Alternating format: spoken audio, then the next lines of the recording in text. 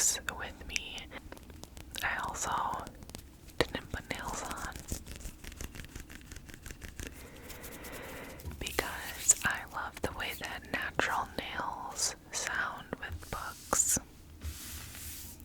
So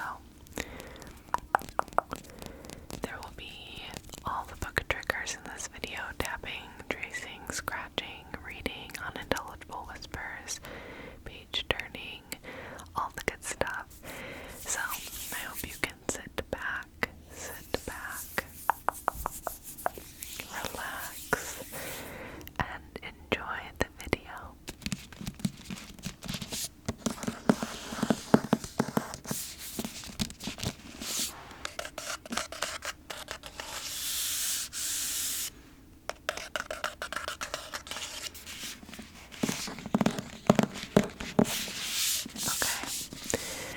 First up, I'm starting with a bang. First up is Fourth Wing by Rebecca Yarros.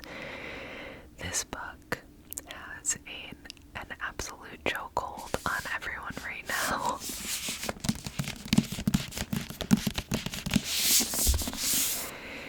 And I literally just finished it like an hour ago, so it's like fresh in my mind. And yeah, so I'm gonna go through this one first. Oh, I also forgot to mention that I'm not going to include any spoilers in this video, so I'm gonna talk about some books I've read recently, but I'm gonna keep it like vague and high level enough to where there's no spoilers. So don't worry, you can still watch this video even if you haven't read these books yet.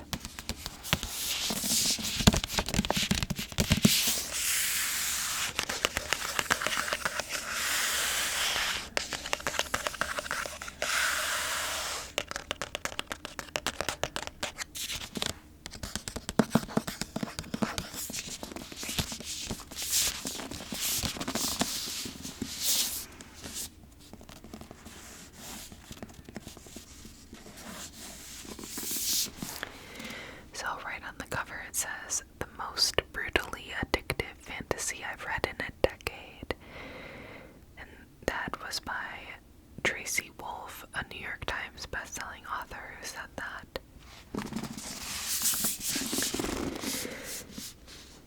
A dragon without its rider is a tragedy. A rider without their dragon is dead. That's what it says on the back. Right there. So, first and foremost, we have the beautiful cover, which is gold, and then it has this like emblem, this big emblem, and it says, "Fourth wing, fly or die."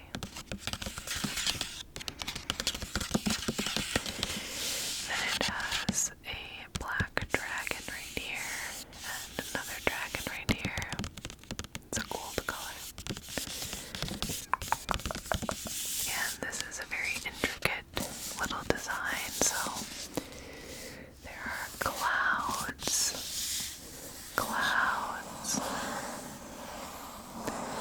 and like a lot of different illustration design in there. Maybe some like sun rays or something in the middle, and then like just little dotted lines and like decorative drawing on the outside. And then the spine.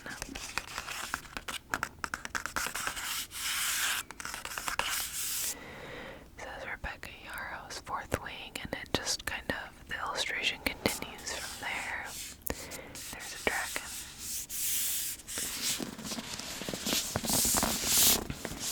So, let's go ahead and read the back.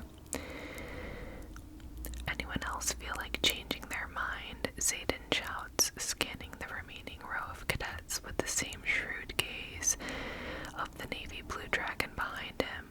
No, excellent. Roughly half of you will be dead by this time next summer. The formation is silent present except for a few untimely sobs from my left. A third of you again the year after that, and the same year last year. No one cares who your mommy and daddy is here. Even King Tari's second son died during his threshing. So tell me again, do you feel invincible now that you've made it into the Rider's Quadrant? Untouchable, elite. No one cheers. Another blast of heat rushes, this time directly at my face, and every muscle in my body clenches, preparing for incineration. But it's not flames, just steam, and it blows back Rhiannon's braids as the dragons finish their simultaneous exhale. The breeches on the first year ahead of me darken, the color spreading down his legs. They want us scared. Mission accomplished. Because you're not untouchable or special to them, Zayden points toward the navy dragon and leans forward slightly, like he's letting us in on a secret as we lock eyes. To them, you're just prey.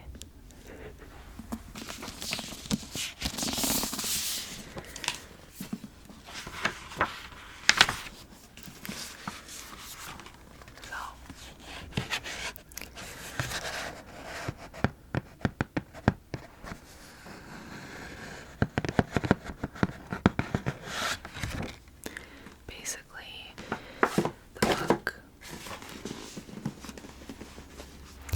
the book is about, okay, hold on, I gotta get comfy.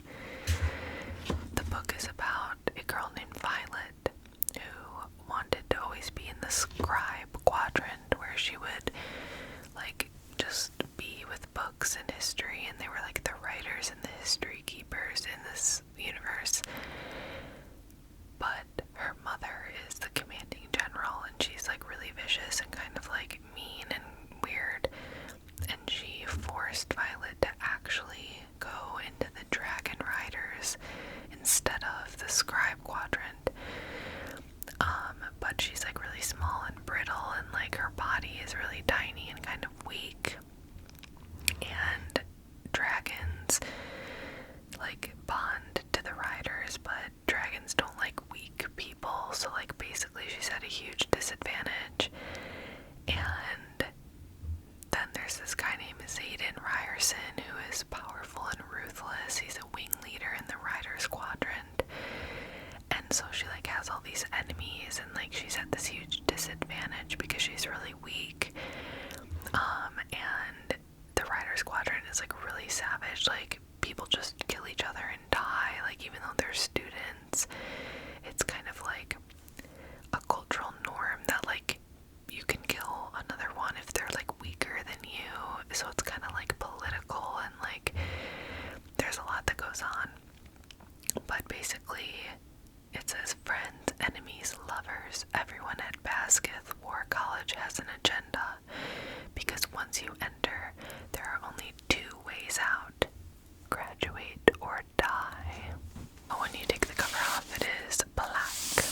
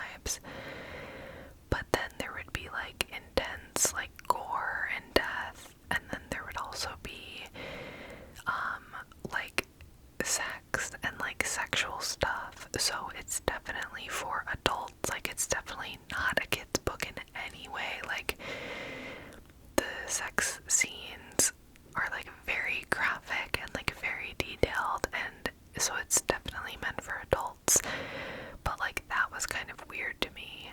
I don't know, maybe it's just because like in my mind, I kind of like equate fantasy with like being younger, which isn't like fair because there are tons of fantasy adult novels for adults, and like I love fantasy, so like I read fantasy, but it just was like kind of weird sometimes because also they're only like 20 years old in the book, which is of legal age, so that's fine, but I don't know, like it just felt a little weird sometimes being like, okay, they're 20 years old, and I'm like reading these intense, like raunchy, like scenes about them, but they're like 20. It just felt like a little bit weird, if I'm being fully honest.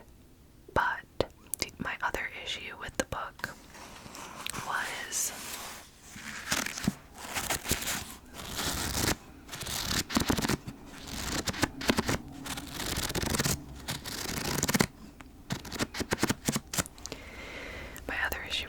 was the writing. So it just, like, it wasn't horrible. Like, I have read worse writing in my life, but there were times where I had to like reread the same sentence over and over because I was like, wait, what? Like, it was hard to read. Like, it's hard to explain like her syntax or like just her writing flow sometimes like didn't flow and was like weird. And then also sometimes she would write these really corny lines. I should have marked a few because I like can't even think of an example, but like, oh no, I literally just found one. Okay,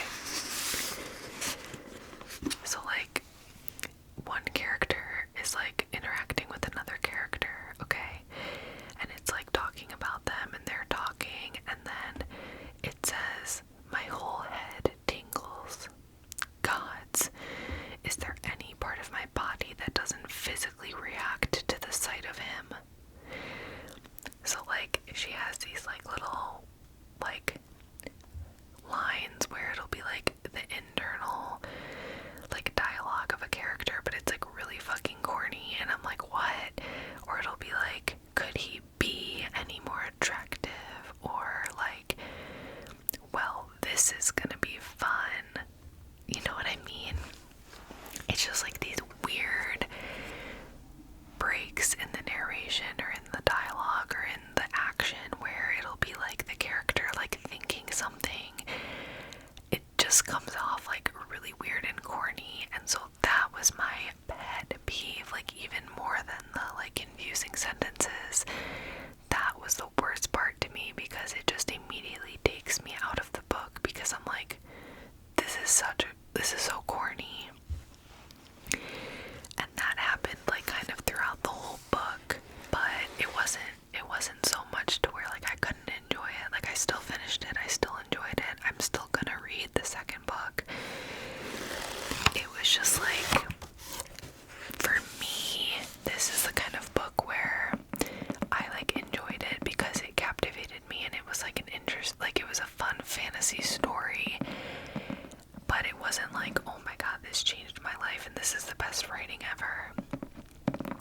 So yeah, I feel like I used to be like a lot more picky with like my writing, and like I have a very high standard for the quality of writing that I like to read, but now I've accepted that like sometimes the writing doesn't have to be perfect. It can still be a great story, and like that's also the point of reading, is to like get lost in a story and like feel something and like escape. And so I've definitely like lowered that standard a little bit of like, okay, not every book has to be like literary. So for that reason I was still able to enjoy it, like I said, but there were some corny parts and there were some parts that were kind of like weird. So I feel like my rating of it would be like a 3.5 because I really enjoyed it, but there were some things I didn't like. However, I use Goodreads and Goodreads doesn't allow half ratings, so I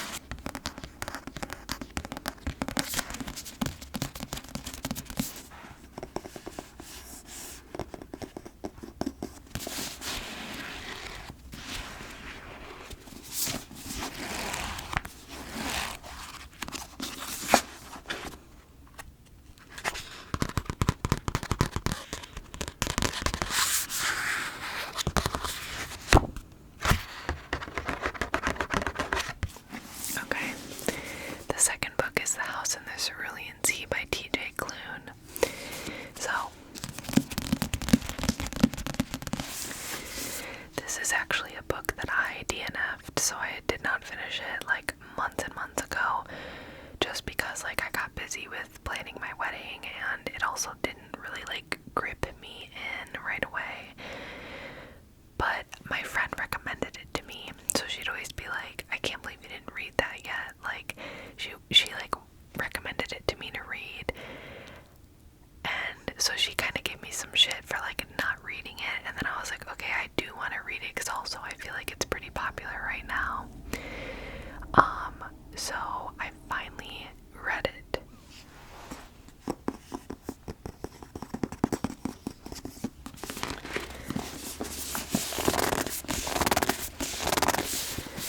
And let's actually see what I gave it on Goodreads. So, oh yeah, okay, I gave it a 4, I think. And I wrote, cute and cozy and loved the ending. Is it a literary masterpiece? No, but it was cute. But was it cute and feel good? Yes. That was my review on Goodreads. So, here's the thing with this book. I'm not gonna lie, I kind of had to force my way to finish it a little bit. It wasn't bad, it just wasn't like, oh my god, it's amazing, and like gripping me at every corner. I did enjoy it. It was cozy and cute, and I liked the message, and I liked the ending, and it was like a fun little, like, it's fantasy, but it's not like, there's no like war and blood, like it's not gory, it's more like living on a island with magical children, because that's what it is. So on the front it says, I loved it. It is like being wrapped up in a big gay blanket, simply perfect. So this isn't a spoiler, but the main character is gay. He's like a middle-aged man, and then that's like part of the storyline. There's like a gay love story. That's a part of the book. So I liked that because I feel like that's underrepresented in our media, like middle-aged gay men having romance. So I really liked that part of it. And it was really sweet, and the characters were likable, and it was cute, but I wouldn't like read it again. I think I actually might have given it a 3. I don't remember. So yeah, again, I liked it, and I wouldn't say like don't read it, but I wouldn't also be like you have to read this book. I'm kind of like middle of the road.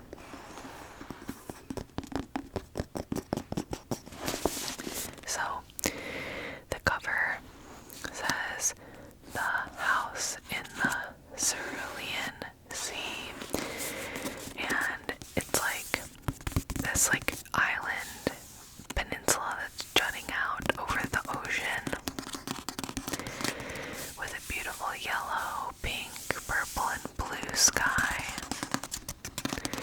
The water is like a true blue color, and then this kind of peninsula is jutting out with some rocks on it, some trees, and this van right here, and then here is the house. There's a closer look with like a little gazebo back here.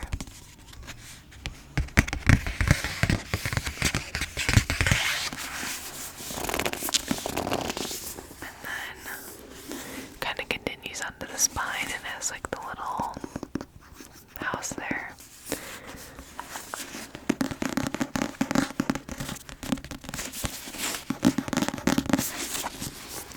So, a magical island, a dangerous task, a burning secret.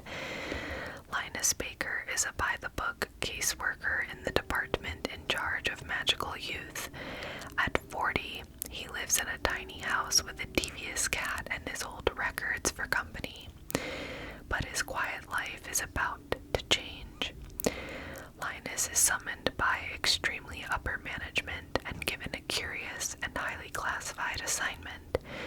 Travel to an orphanage on a distant island and determine whether 6 dangerous magical children are so dangerous, in fact, that they're likely to bring about the end of days. When Linus arrives at the strangest of islands, he's greeted by a series of mysterious figures, the greatest mystery of which is Arthur Parnassus, the master of the orphanage. As Linus and Arthur grow closer, Linus discovers the master would do anything to keep the children safe, even if it means the world has to burn, or worse, his secret comes to light. The House in the Cerulean Sea is an enchanting love story masterfully told about the profound experience of discovering an unlikely family in an unexpected place and realizing that family is yours.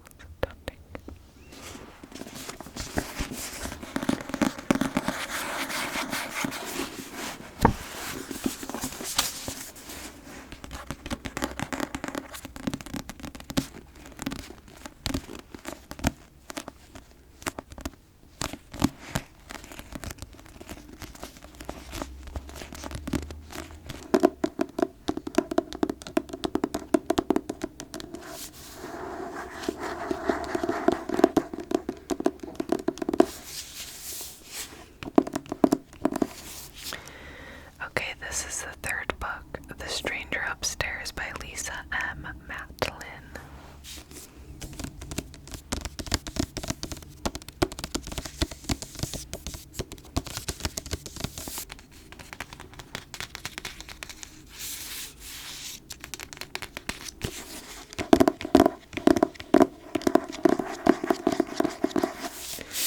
Okay, so this is an absolutely beautiful cover. It says The Stranger Upstairs, and then it has this house, this like Victorian style house with the window, with a creepy figure in the window, and there's like this bluish hue over everything. There's this tree and some pink overlays. Then there's like the front door window.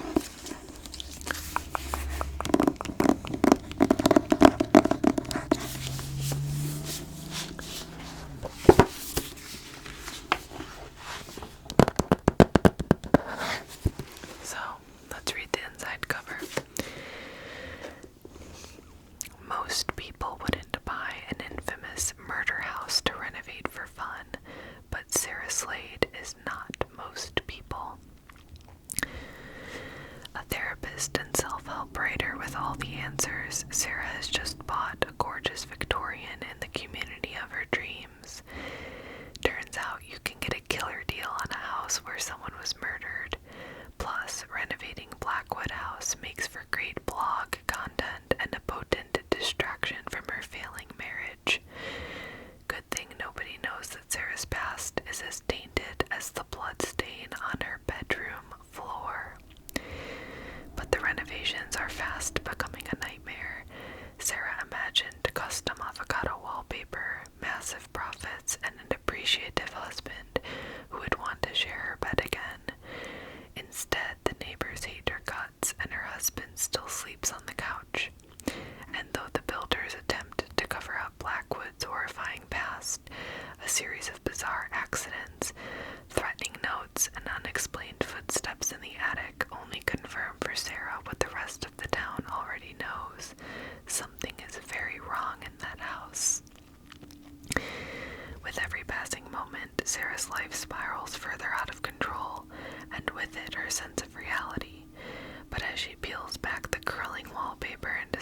uncovers the house's secrets, she realizes that the deadly legacy of Blackwood House has only just begun.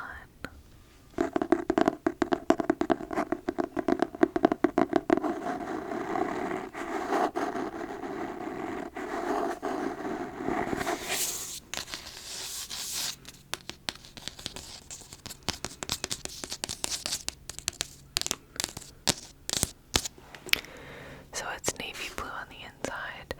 Says the stranger upstairs, Lisa M. Matlin. Okay, so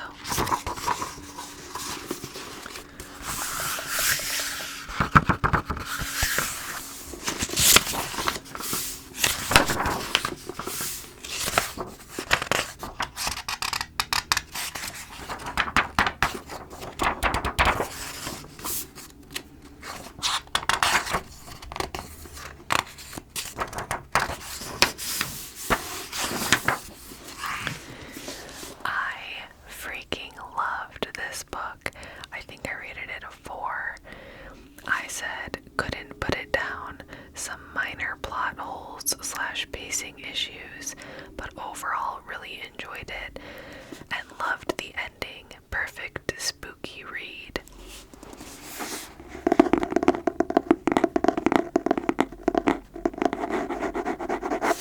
Okay, so I read this in October, so I was in a spooky mood and it delivered.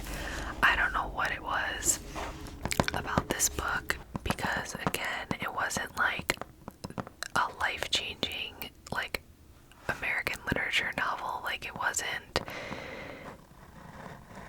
the best. Like, there were, like I said in my Goodreads review, there were a couple of like tiny plot holes or like pacing issues where I was like, you know, when all of a sudden you're like, oh, that was quick, or like, just sometimes in books I feel like I prefer really long books that are very detailed and like spell out every, like, are expertly crafted when it comes to like the timeline and the events and how that impacts the character development and like the emotions. So I'm very like kind of picky if I feel like, oh, whoa, she changed her mind that quickly, or like, wow, well, that didn't take long for her to forgive him, or like whatever it is. Sometimes that will like stick out to me in books, and that happened a little bit with this book, like where I was kind of like, oh, okay, that was quick. And I think that's what I meant by like pacing issues and then like plot twists. Like, I don't want to spoil it, but there's this one part where basically like I'm just like, that's not believable, because in real life people would figure it out. Like, in real life you wouldn't be able to like get away with that. So there was like a couple tiny things like that where I was like, okay, this isn't like 100% realistic, but at the same time it is a book and it is a spooky story and it is meant to entertain, and in that regard it did a perfect job. I loved reading it. I never wanted to put it down. It was like addicting. It was like kind of a horror, mystery, psychological thriller type vibe, and I loved the ending and like what she ended up doing with the characters. I just thought was so funny. Like, it was kind of like a dark comedy too. Like, there was like funny, some humor interjected in there. So I really enjoyed it. If you want like an easy, spooky read with like some plot twists, I would highly recommend The Stranger Upstairs.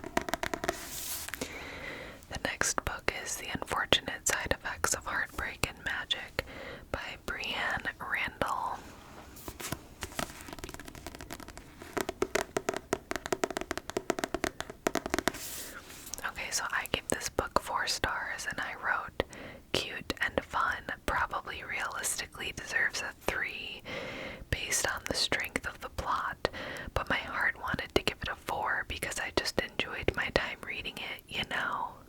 That was my review. So,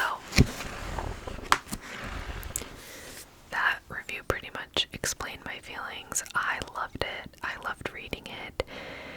It was like a witchy magic book, and it was like pretty feel good, and I just enjoyed it. But again, like there were some plot holes and there were some pacing issues, and it wasn't like a life-changing book. I just like really enjoyed my time reading it.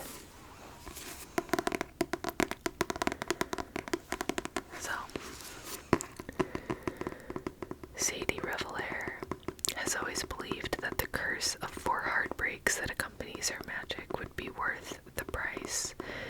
But when her grandmother is diagnosed with cancer with only weeks to live, and her first heartbreak, Jake McNeely, returns to town after a decade, her carefully structured life begins to unravel. With the news of her grandmother's impending death, Sadie's estranged twin brother Seth returns to town, bringing with him deeply buried family secrets that threaten to tear Sadie's world apart. Their grandmother has been the backbone of the family for generations, and with her death, Sadie isn't sure she'll have the strength to keep the family and her magic together. As feelings for Jake begin to rekindle, and with her grandmother growing sicker by the day, Sadie faces the last of her heartbreaks, and she has to decide, is love more important than magic? Readers who love the magic of the particular sadness of lemon cake and the sense of community in the very secret society of irregular witches will enjoy this warm, witchy novel.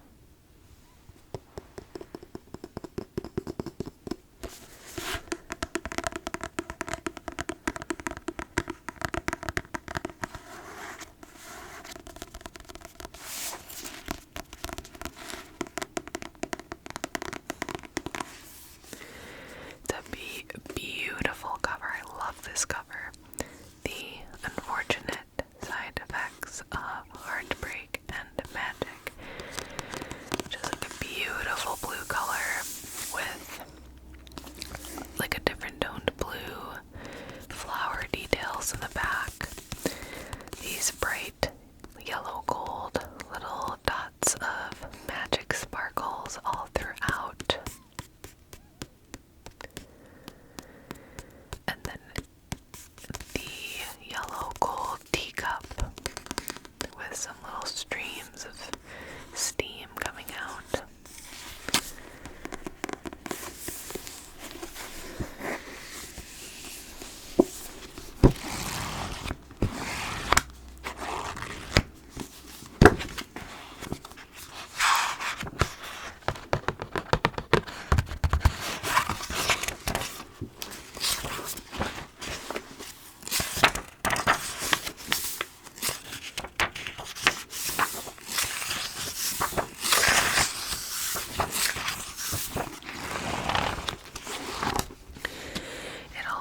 On the back, for fans of practical magic and Gilmore Girls, The Unfortunate Side Effects of Heartbreak and Magic is a charming debut novel that explores the shields we build around our hearts to retain our own magic.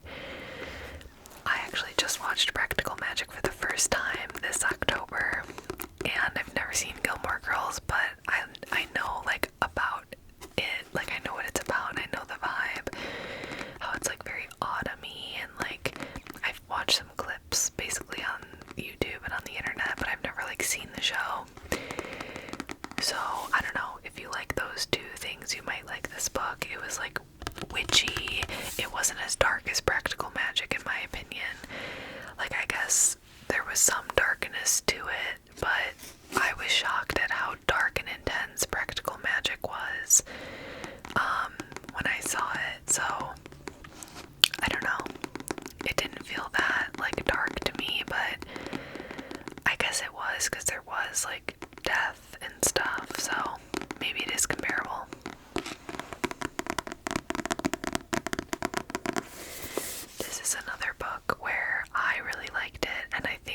certain people who like witchy and like magic and like cozy small town, like you would like the book. But for example, like my mom was like, should I read that? And I was like, no, like you wouldn't like it.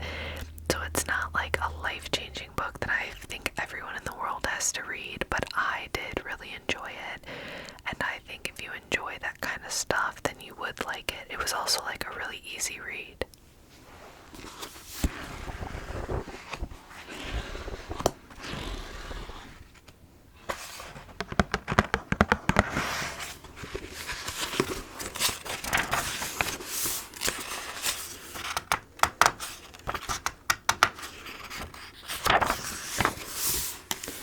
Oh, and also every other chapter is a recipe. So like part of the plot is that the main character like owns a bakery with her grandma, and she's like really into cooking and baking, actually baking, and they cook, so cooking and baking.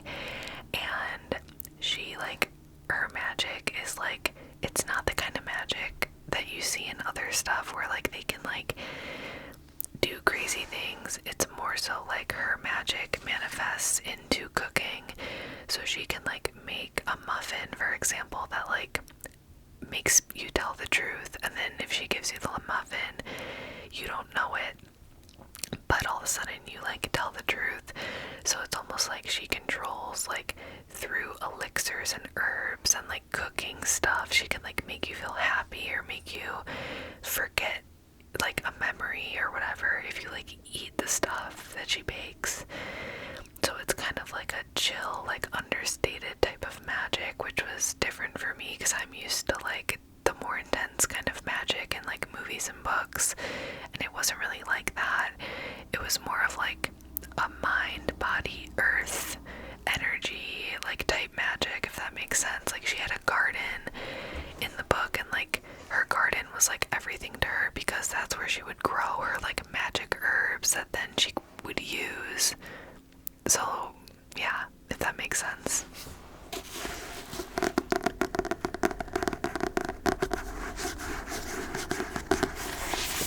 But some of these recipes actually sound really delicious, so I kind of want to like try making a couple.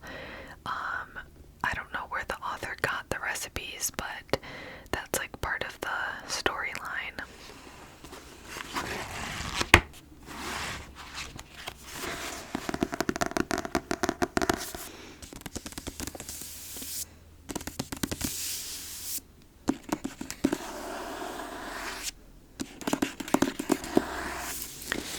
Okay, this is the last book in today's book haul.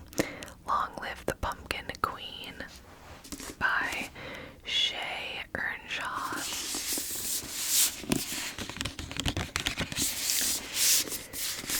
The nightmare didn't end after Christmas, so this is a continuation of The Nightmare Before Christmas.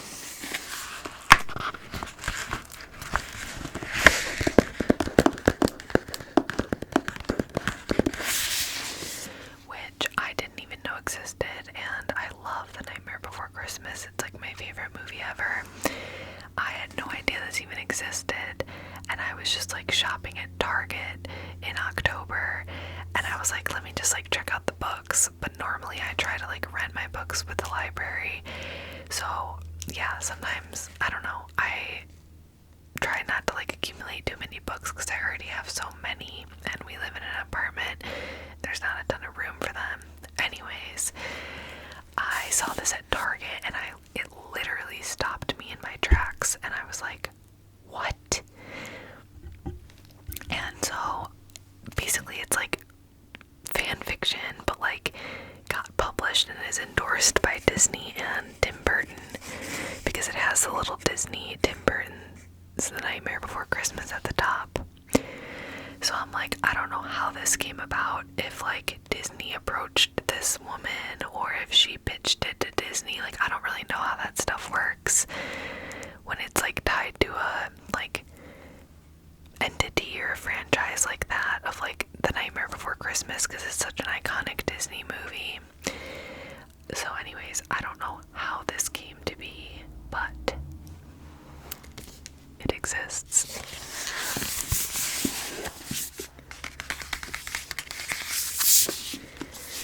So let me read the little summary.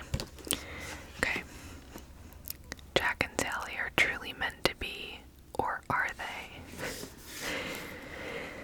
Sally Skellington is the official, newly minted Pumpkin Queen after a whirlwind courtship with her true love, Jack. Sally adores Jack with every inch of her fabric seams, if only she could say the same for her new role as Queen of Halloween Town. Cast into the spotlight and tasked with all the sorts of queenly duties, Sally can't help wondering if she's traded her captivity under Dr. Finkelstein for a different, albeit gilded cage. But when Sally and Zero accidentally uncover a long-hidden doorway to an ancient realm called the Dream Town, she unknowingly sets in motion a chain of sinister events that will put her future as Pumpkin Queen and the future of Halloween Town itself in jeopardy. Can Sally discover what it means to be true to herself and save the town she's learned to call home? Or will her future turn into her worst, well, nightmare?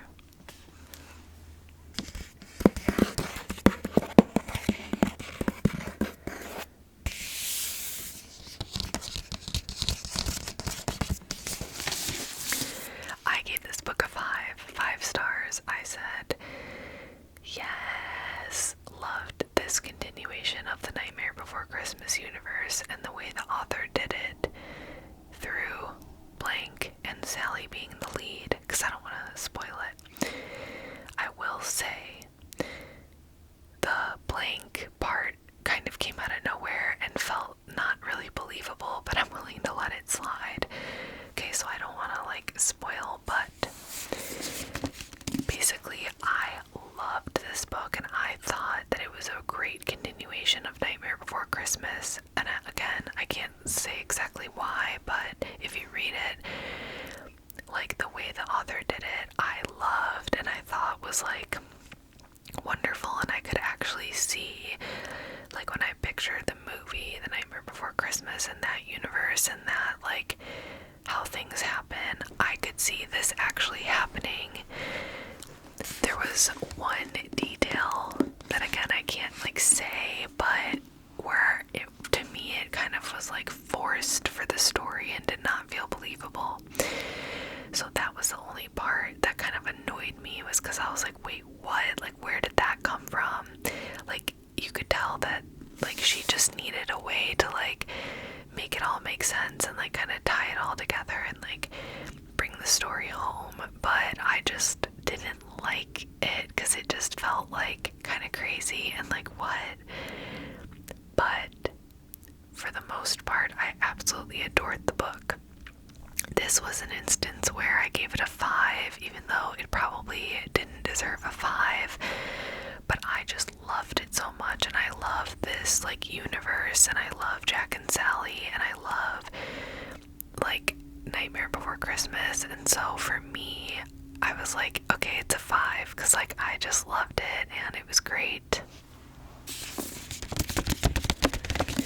But that 5 is a biased 5 is basically what I mean.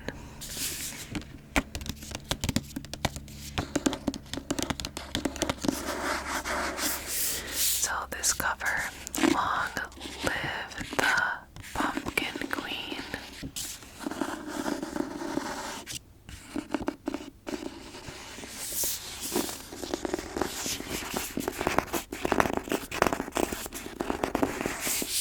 So this picture has Sally in her little fabric dress,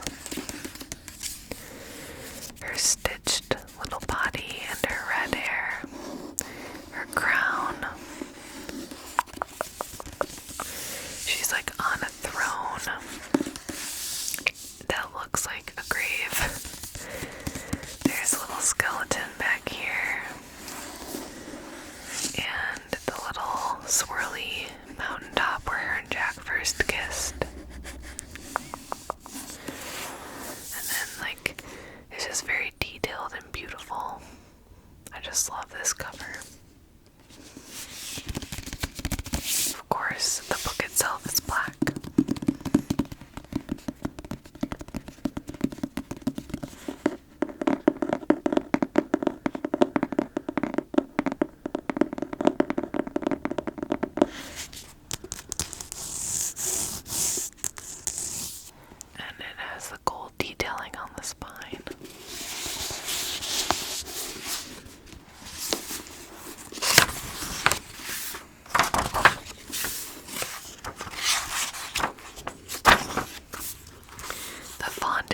really huge.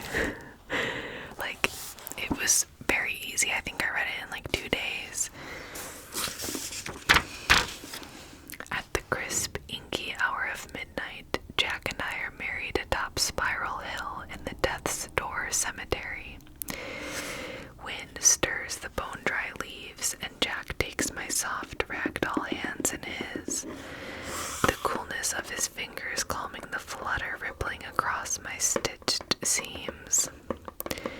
The mayor stands broad-chested before us, officiating the ceremony, his face alternating between corkscrew-eyed elation and pale, ghastly tears, while we speak our vows to each other in the grim custom of ancient wedding eulogies.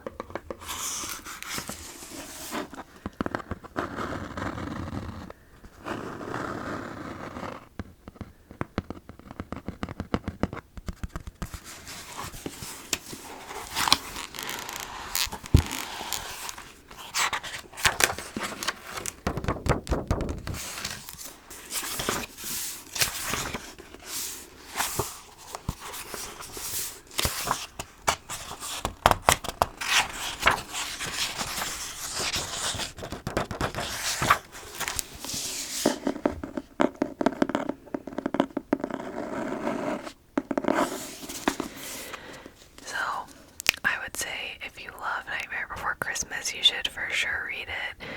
I did read some reviews after I read it, and there were some really bad reviews of people that like really did not like it and thought that it was not a good continuation.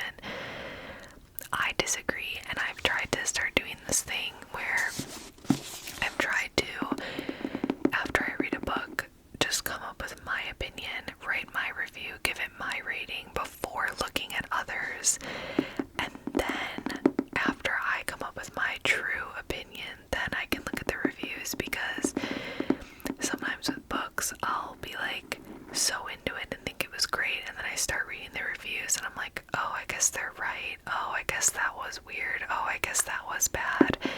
And it like changes my opinion and my rating, which it shouldn't, because like I should just be able to think what I actually think without being influenced. So I know that some people didn't like this book, but I loved it. I loved it. I thought it was entertaining, it was spooky, it was dark, it was like the same like creepy vibe of Nightmare Before Christmas.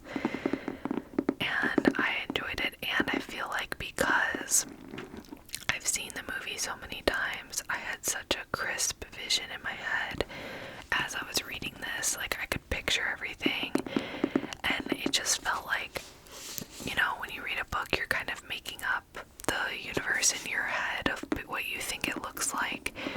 But with this, I was able to like really like have a vivid picture of what was happening while I was reading it because of the movie, and even how they talk. Like Sally and Jack both talk in very specific ways, and so I was like reading their dialogue as they would say it, so that was cool. So I really liked it. Well, that is it for my recent reads book haul. Thank you so much for watching and being on my channel. Let me know if you've read any of these books and what you thought about them, or if you are interested in reading them and you're gonna read one of them. Let me know in